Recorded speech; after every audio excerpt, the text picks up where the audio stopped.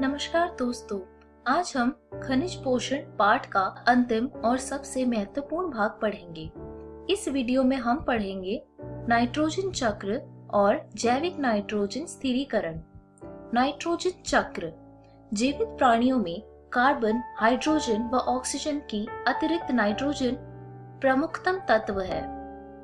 Nitrogen amino अम्लों, protein, nucleic अम्लों, वृद्धि नियंत्रकों, पर्णहरितों एवं बहुतायत विटामिनों का संगठक है। मृदा में उपस्थित सीमित नाइट्रोजन के लिए पादप सूक्ष्म जीवों से प्रतिस्पर्धा करते हैं, अतः नाइट्रोजन प्राकृतिक एवं कृषि परितंत्र के वायुमंडलीय के लिए नियंत्रक पोषक तत्व है। नाइट्रोजन में दो नाइट्रोजन परमाणु शक्तिशाली त्रिसंयोजी आबंध से जुड़े रहते हैं। नाइट्रोजन स्थिरीकरण के अमोनिया में बदलने की प्रक्रिया को नाइट्रोजन स्थिरीकरण कहते हैं। प्रकृति में बिजली चमकने और पराबैंगनी विकिरणों के द्वारा नाइट्रोजन को नाइट्रोजन ऑक्साइड में बदलने के लिए ऊर्जा प्राप्त होती है। औद्योगिक दहन, जंगलों में लगी आग, वाहनों के धुआं तथा बिजली उत्पादन केंद्र में भी वातावरणीय नाइट्रोजन ऑक्साइड का स्रोत है।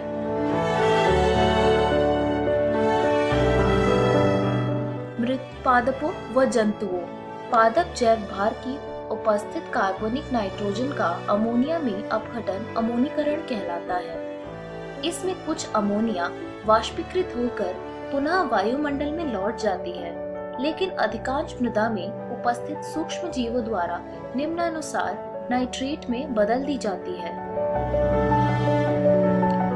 2 NH3 जमा 3 ऑक्सीजन हमें देता है 2 NO2- और 2 H+ और 2 पानी के मॉलिक्यूल।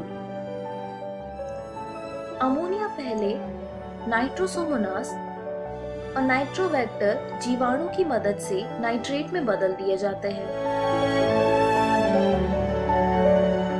इस इक्वेशन को देखिए अब। नाइट्राइट नाइट्रोवेक्टर जीवाणु की मदद से नाइट्रेट में बदल दिया जाता है। ये प्रतिक्रियाएं नाइट्रीकरण कहलाती है। ये नाइट्रीफाइंग जीवाणु रसायन पोषी कीमोऑटोट्रॉफ्स होते हैं। अब इस इक्वेशन को देखिए। पादप की इस प्रकार निर्मित नाइट्रेट का अवशोषण कर पत्तियों में भेज देते हैं। पत्तियों में यह अपचयित होकर अमोनिया बनाता है, जो कि अमीनो अम्ल का अमीनो समूह बनाता है।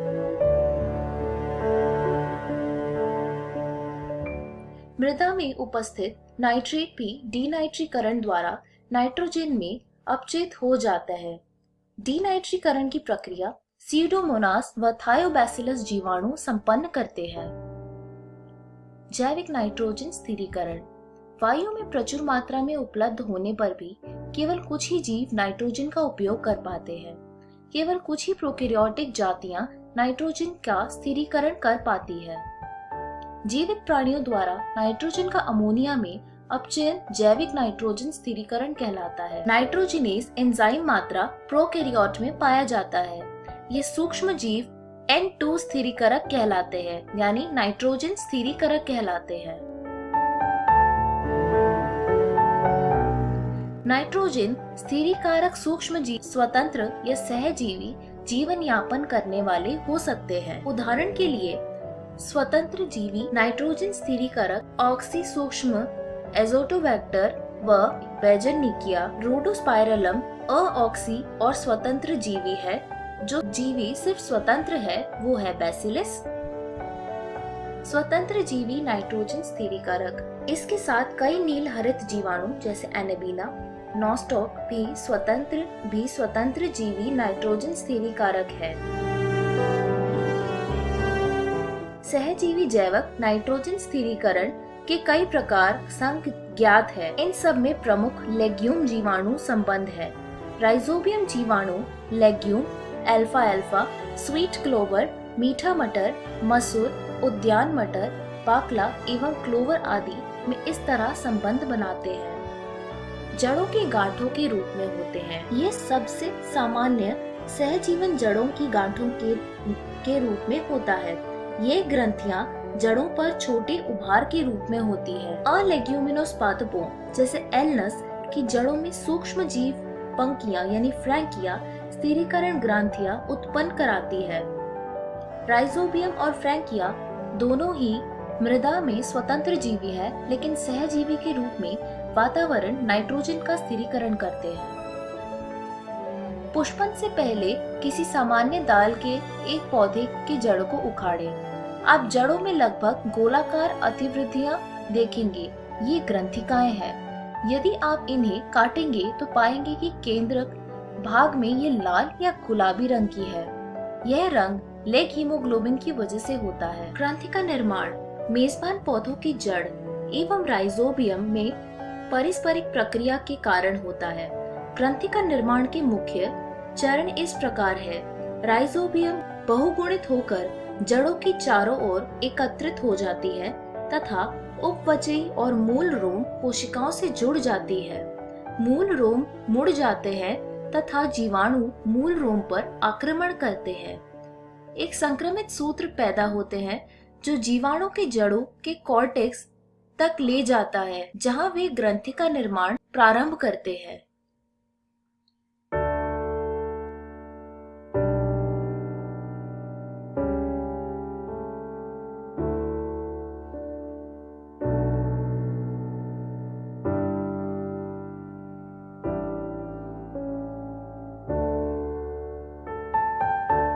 तब जीवाणु सूत्र से मुक्त होकर कोशिकाओं में चले जाते हैं, जो विशिष्ट नाइट्रोजन स्थिरीकरण कोशिकाओं के विभेदीकरण का कार्य करते हैं। इस प्रकार ग्रंथिका का निर्माण होता है और मेजबान से पोषक तत्व के आदान प्रदान के लिए संवहनी संबंध बन जाते हैं।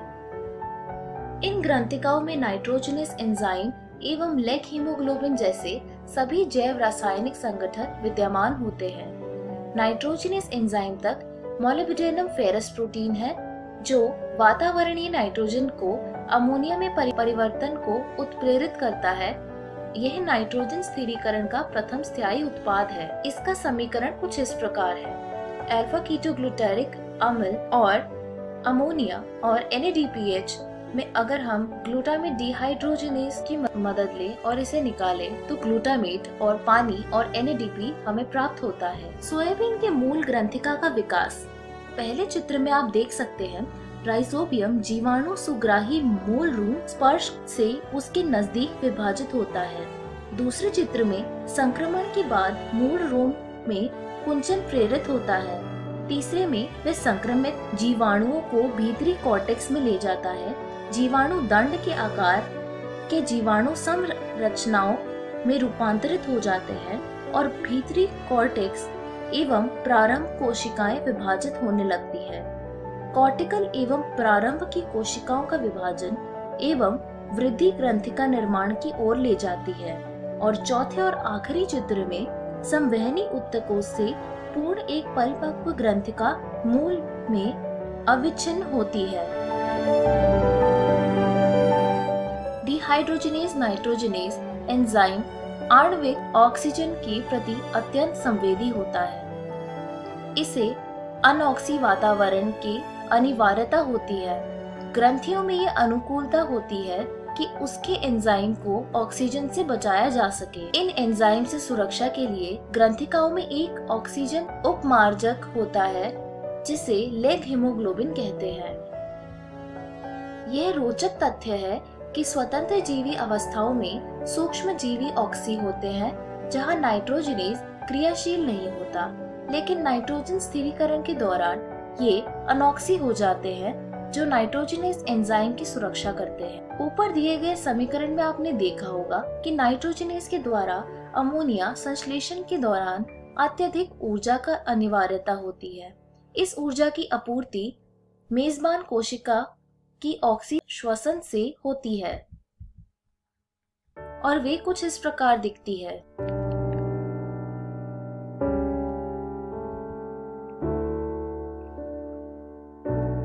नाइट्रोजनेज एक जीवाणुविक एंजाइम कॉम्प्लेक्स है। यह नाइट्रोजन स्थिरीकरण वाले जीवाणुओं में पाया जाता है, जो वायुमंडल नाइट्रोजन गैस यानी N2 को अमोनिया यानी NH3 में बदलता है। अमोनिया उपापचयित होकर अमीनो अम्ल एवं नाइट्रोजन युक्त यौगिकों का निर्माण करता है। अमोनिया की नीति।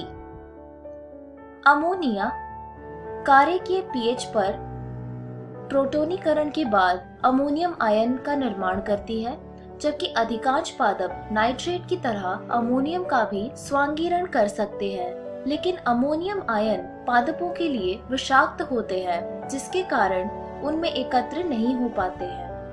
आइए देखते हैं कि इस तरह संश्लेषित अमोनियम आयन का किस प्रकार से पादपों में अमीनो अम्लों के संश्लेषण हेतु उपयोग होता है। इसके दो मुख्य क्रियाएं हैं। पहला है अपचयित अमीनीकरण। इस प्रक्रिया में अमोनिया कीटा ग्लूटोरिक अम्ल के साथ क्रिया करके ग्लूटामिक अम्ल बनाता है, जैसा कि नीचे समीकरण में दिया गया है। पार एमीनन या विपक्ष एमीनन। इसमें अमीनो अम्ल से अमीनो समूह का कीटो अम्ल के कीटो समूह में स्थानांतरण होता है। ग्लूटामिक अम्ल मुख्य अमीनो अम्ल है, जिससे अमीनो भाग स्थानांतरित होता है और दूसरे अमीनो अम्ल का निर्माण विपक्ष अमीनन द्वारा होता है। ट्रांसएमिनेज एंजाइम इस तरह की सारी क्रियाओं को उत्प्रेरित करते हैं। पार एमिनन या विपक्ष एमिनन का समीकरण कुछ इस प्रकार दिखता है। अमीनो संग्राहक पौधों में एस्पर्जिन एवं ग्लूटामिन 2 अति मुख्य अमाइड पाए जाते हैं, जो प्रोटीन के रचनात्मक भाग है। ये दो अमीनो अम्ल क्रमशः एस्पार्टिक अम्ल और ग्लूटामिक अम्ल से प्रत्येक के 7 अमीनो समूह के जोड़ने से बनते हैं। इस प्रक्रिया में अम्ल का हाइड्रोक्सिल भाग NH2 मूलक से विस्थापित हो जाता है। एमाइड्स में चूंकि अमीनो अम्ल से ज्यादा नाइट्रोजन पाया जाता है। इसके साथ ही कुछ पौधे जैसे सोयाबीन को ग्रंथिकाएं वाष्पोत्सर्जन प्रवाह के साथ स्थिर नाइट्रोजन को यूरिट्स के रूप में भेज देते हैं। इस वीडियो में हमने सीखा नाइट्रोजन चक्र और जैविक नाइट्रोजन स्थिरीकरण, और इस तरह हमारा यह पाठ समाप्त होता है। धन्यवाद।